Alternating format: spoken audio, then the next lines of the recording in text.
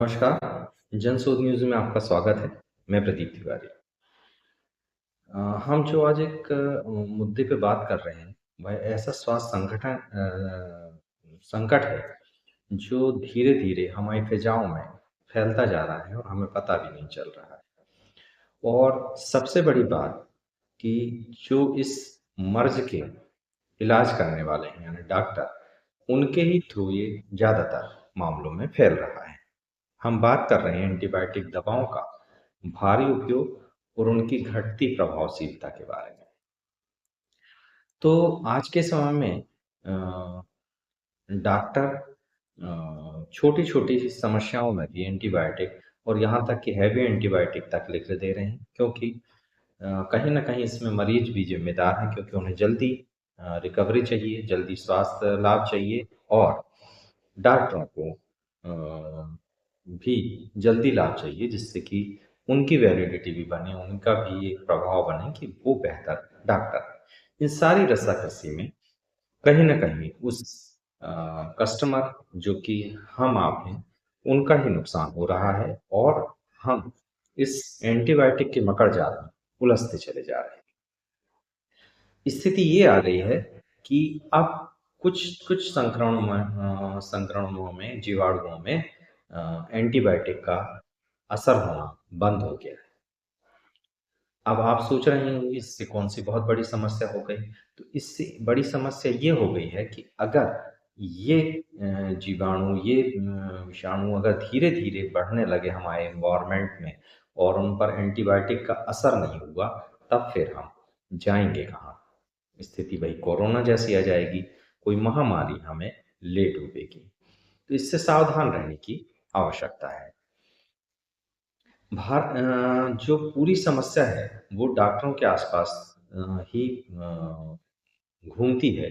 हालाँकि इसमें आम लोगों का भी उतना ही हाथ है, क्योंकि आज के समय में लोग-बाग मेडिकल में जाकर छोटी-मोटी बीमारियों में ही इलाज के लिए दवाइयाँ ले लेते हैं और मेडिकल वाला एंटीबायोटिक, एंटी एलर्जिक और पैरासिटामॉल के कॉम्बिनेशन का 2-3 डोज़ या 3 दिन का डोज़ उसे दे देता है।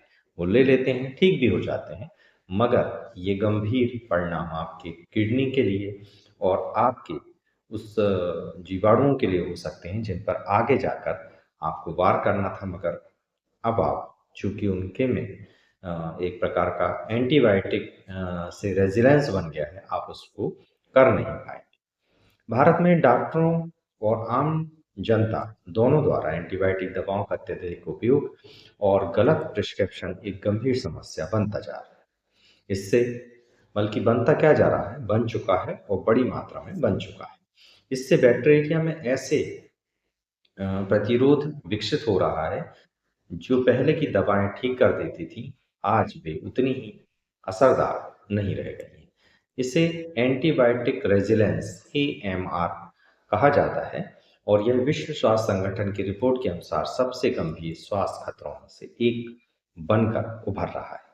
डॉक्टरों द्वारा प्रिस्क्रिप्शन का जो दुरुपयोग किया जा रहा है, उसमें जो अभी हालिया रिसर्च आई और विशेषज्ञों को कहना है कि डॉक्टर अक्सर ब्रांड स्पेक्ट्रम एंटीबायोटिक्स लिख देते हैं और जिनका उपयोग सिर्फ गंभीर संक्रमण में होना नहीं चाहिए, मगर वो छोटे-मोटे संक्रमण में भी इसे लिख दे रहे हैं। कई बार तो सर्दी, खांसी और हल्की बुखार में भी वे इसे दे देते हैं, जिसका खामियाजा अंततोगत्वा लोगों को भुगतना पड़ता है। नामी cardiac surgeon doctor Devi Shetty ने कहा कि बार-बार एंटीबायोटिक लेने से बैक्टीरिया इतना अभ्यस्त हो चुका है कि अब वह प्रतिक्रिया देना बंद कर दिया है। वह स्थिति तेजी से बढ़ रही है। विशेषज्ञ कहना है कि अगर ऐसे ही रुझान बना रहा तो भविष्य में आम संक्रमण भी इलाज के लिए मुमकिन नहीं हो पाएगा। क्या होता है एंटीबायोटिक रेजिलेंस? एंटीबायोटिक रेजिलेंस सीधी सरल भाषा में एंटीबायोटिक के प्रति एक प्रकार का रेजिस्टेंस बन जाना है। यानी आप एंटीबायोटिक लेंगे भी तो उस जीवाणु विषाणु पर कोई असर नहीं होगा। हम इसको अनजाने में ही गलत दवाइयाँ खुद लेकर या डॉक्टर के प्रिस्क्रिप्शन से लेकर इसको बढ़ा रहे हैं, जिसका खामियाजा भी हमें ही भुगतना है। अब ये संकट कहाँ तक बढ़ सकता है? भारत समेत एशिया में एंटीबायोटिक रेजिलेंस सबसे तेजी से बढ़ रहा है, जिससे महामारी का खतरा भी बढ़ रहा है। डब्ल्यूएचओ समेत कई रिपोर्ट्स यह चेतावनी दे रही हैं कि एंटीबायोटिक का अत्यधिक और गलत उपयोग इस समस्या का सबसे प्रमुख कारण बनकर उभर रहा है। यानी ये कोई अपने आप को उन पर एंटीबायोटिक रेजिलेंस नहीं बन रहा है, बल्कि एक कारण से और गलत तरीके से एंटीबायोटिक के इस्तेमाल की वजह से यह हो रहा है। तो क्या अब दवाएं काम नहीं कर रही हैं, जैसा कि डब्ल्यूएचओ कह रहा है? तो जी हाँ, आज ऐसे मामलों में तेजी आई है जहां सामान्य संक्रमण पर भी, जैसे यूटीआई, जिसे पेशाब का संक्रमण कहते हैं, निमोनिया, ब्लड संक्रमण में भी पारंपरिक एंटीबायोटिक दवाओं जो हैं वो अब ठीक ठाक काम नहीं कर रही। अब सरकार इसके पीछे क्या कर रही है? सरकार ने डॉक्टरों को एंटीबायोटिक लिखने का कारण बताने का निर्देश दिया है। सरकार के निर्देश कितने अमली जामा में पहुंचते हैं, ये आपको मालूम है।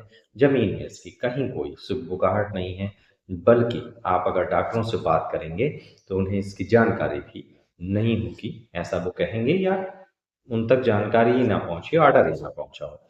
कुछ हेल्थ पैनल ने मेडिकल शिक्षा में एमआर के बारे में बदलाव की सिफारिश की है। इससे भी बहुत कुछ होने वाला नहीं है। तो इन सब से आखिर हम जीत कैसे सकते हैं? तो दर्शक भी जो कर सकते हैं, उसके लिए सीधा सा गणित है कि केवल डॉक्टर की सलाह पर ही एंटीबायोटिक लें। मतलब जब आपको बहुत सीरियस कुछ ऐसे तबीयत खराब है या बहुत ज़्यादा आपको फीवर है और आपको असहनीय कोई पीड़ा हो रही, तब आप एंटीबायोटिक का इस्तेमाल कर सकते हैं। बिना मतलब दवा ना लें, चाहे वो पैरासिटामॉल हो, चाहे वो एंटीबायोटिक हो या एंटी एलर्जिक। कोर्स पूरा किए बिना भी दवा बंद ना करें। जैसे कि आपको एक कोई बीमारी हुई है पर्टिकुलर, जैसे कि अभी के मामले में अपन मान लें टाइफाइड सबसे ज़्यादा हो रहा, तो उसका कुछ कोर्स है 5 दिन का, 7 दिन का, वो पूरा करें। क्योंकि अगर नहीं करेंगे तो आपको फिर से रिपीट होगा और आपको फिर से एंटीबायोटिक लेना पड़ेगा, जिसका खामियाजा आपको, आपकी बॉडी को और आपकी हेल्थ को भुगतना पड़ेगा। कुल मिलाकर जो एंटीबायोटिक दवाएं हैं, आज हमारी चिकित्सा प्रणाली का अनिवार्य हिस्सा बन गई है, लेकिन अत्यधिक और गलत उपयोग हमारी स्वास्थ्य रक्षा प्रणाली पर खतरा बना रहा है।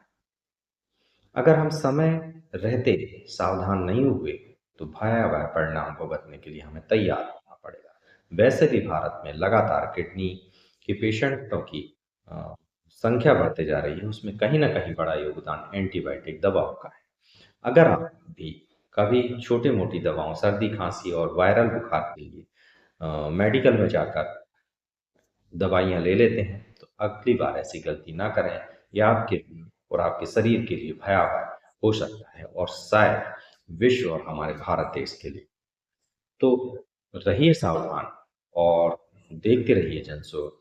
ऐसे ही तथ्यपरक खबरों के लिए बेखौफ पत्रकारिता, और अगर बुलंद आवाज चाहते हैं तो लाइक और सब्सक्राइब करना ना भूलिएगा। देखते रहिए जनसुख। याद रखिए, सच को चिल्लाने की आवश्यकता नहीं।